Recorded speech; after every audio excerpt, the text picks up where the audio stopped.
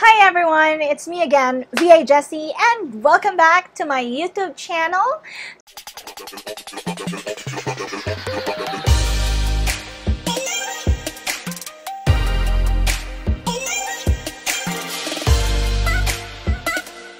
To those who are new here, my name is VA Jessie and I provide work from home tips, sales and phone skills improvement, and anything related to virtual assistants.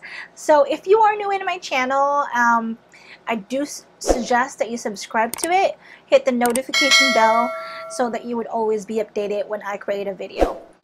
If you are a beginner in freelancing, or if you want to become a virtual assistant, or even if you are a seasoned virtual assistant or freelancer, this channel would be good for you because I share tips, free tutorials, and other things that I can share about freelancing and virtual assistants. If you are also a client who is looking for a high quality, affordable, reliable Filipino cold caller, appointment setter, lead generator, and anything like virtual assistant in general, please either comment down below or reach out to me via email. I'm going to have it there so we could talk about it. I own a company named Telecrew Outsourcing, and we provide very good virtual assistants from the Philippines. Today, we are going to talk about the rebuttals for expired listings. I have talked about the expired listings before, like the last video that I created was about what expired listing is all about.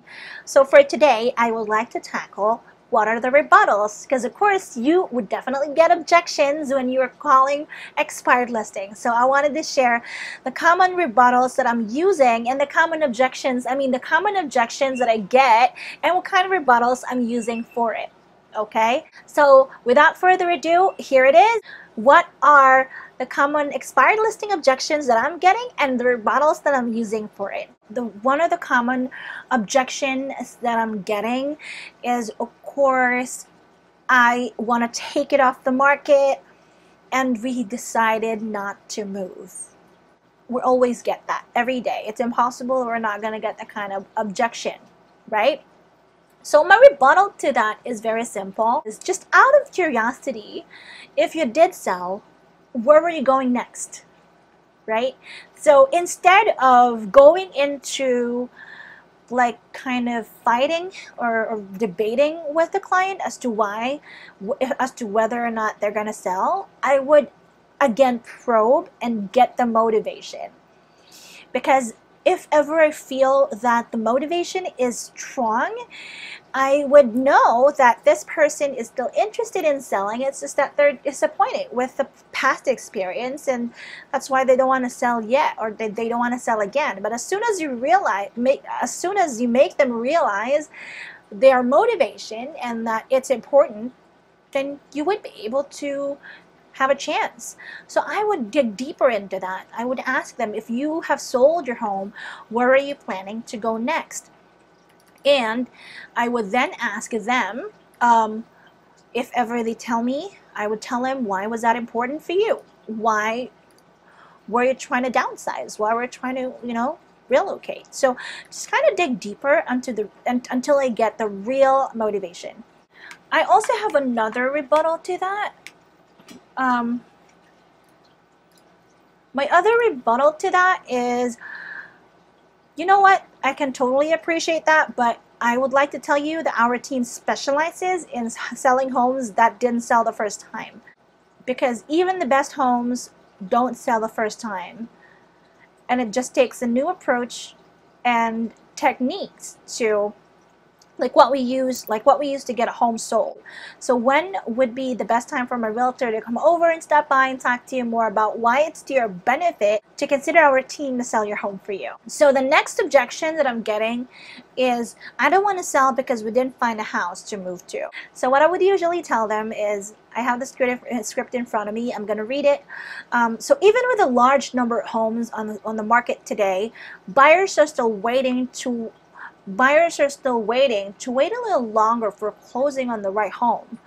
If we could find you a buyer that was willing to pay your price and give you that extra time to close, would you be open to meeting with me? Or would you be open to meeting with my realtor? So these rebuttals that I have, these are objections and rebuttals that I've gotten over the years that I compiled in one sheet. And so I have it here, so just in case if there's an objection, I wouldn't like throw in different stuff. I have a specific script for a certain objection and I'm gonna stick to it, and it's really working for me. If you are someone who's using a different style, that's totally understandable, whatever is working for you. Okay, so I'm back. I had to put on my eyeglasses because it's getting harder for me to read a rebuttal in front of me. So going back, so one of the other common objections that I'm getting is we want to do some work on the home. So here is my rebuttal to that. I'm just going to read it and explain it to you. I can understand that, Mr. Customer. The people who buy your house may not want things fixed up or changed the way you're going to do it, and all your time and money could be lost. If I can show you, or if my realtor can show you a way to find a buyer willing to pay your price without having to do the work, would you be open to meeting with me? Some of the people from expired listings, they feel that the house didn't sell because it's their fault, or they have the house have things that they need to improve on. It's also because these are the feedback of the buyers that they encountered. So the buyers tell them that you need to work on this, you need to work on that. Basically, on this rebuttal, we are saying that we are going to help them sell the property for a good price without them having to do all the work. Because it's true, if you would have done all the work and then a buyer would come in and would wish that it could have been done this way, it could have been done that way, it would be again frustrating for you. All right. Our next objection that I'm getting most of the time is this. This is my favorite. I want to list with the same agent. Are you getting that objection? I'm sure that you are, right? We're always getting this objection for some reason. It's totally understandable because they would have built a relationship with the realtor and they felt like they owe it to the realtor to still go with them. So my objection to this is not a lot of things, but very effective for me most of the time. So Mr. Customer, aren't you concerned that if you choose the same agent, you're going to get the same result? Boom. Right? So I would tell them, make them understand that, come on, your previous agent did not sell your house and you're still planning to get the same person. Are you telling me that you still don't want to get your house sold? Okay. Another very good rebuttal to this objection is this. That's great, Mr. Customer. But what I'm hearing is that you feel obliged to your last agent since they've invested a lot of time and money in your home, right? Well, Mr. Customer, you don't owe me anything and you don't really owe them anything, but you do owe yourself the very best. And it certainly wouldn't hurt to hear what we do to get homes sold, would it? So this objection is basically trying to tell them that, hey, Mr. Customer, you don't owe anything. You don't owe anyone anything, but you owe it to yourself to find the best realtor to represent you, right? So we just have to make them realize that, you know, they have to consider other things as well. And I would also usually tell them that if ever after the conversation, and if you feel that it doesn't make sense to go with us and we're not going to do anything different, then by all means, you can go with the same realtor, right? But I'm pretty sure that it wouldn't be a bad idea to talk to us for 20-30 minutes. Least that could happen, you can find a realtor that can actually sell your house. That's what I would tell them. Another objection a rebuttal that I have for this is, you know what, Mr. Customer, before you commit to another long-term contract for thousands of dollars, don't you think it would be a good idea to get one more opinion? All we need is just 20 minutes of your time. What is the best time for you? Are you good? Are you available today or tomorrow? Right? Okay, so another last objection that I'm getting that I want to share my rebuttals to you guys is, where were you when my home was on the market? That's one of the common things. They would ask you, where were you when I needed you? And now that my listing expired, you're calling me and you're telling me that you want to work with me. This is my objection for that. You know what, Mr. Customer, in order to sell a house, you have to sell it twice. Can I explain? Pause. And then the agent has to sell your house to the buyer agent, and the buyer agent will then sell the house to the buyer. We didn't bring a buyer to you because your agent never sold your home to us. Okay? So basically, you are going to make them understand that maybe the reason why we weren't there, it's because the previous realtor was not very effective in marketing it. Another objection to that is this.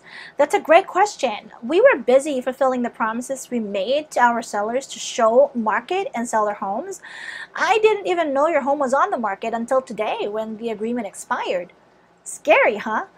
That's exactly why we should get together, because we specialize in selling homes other agents didn't, and I have 19-point marketing plan that we know you'll be impressed with. So what would be the best time for you and my realtor to get together and go over it, right? So in this kind of rebuttal, I'm kind of saying that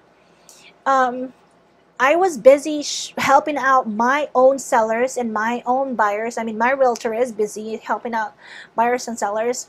That is why we weren't there.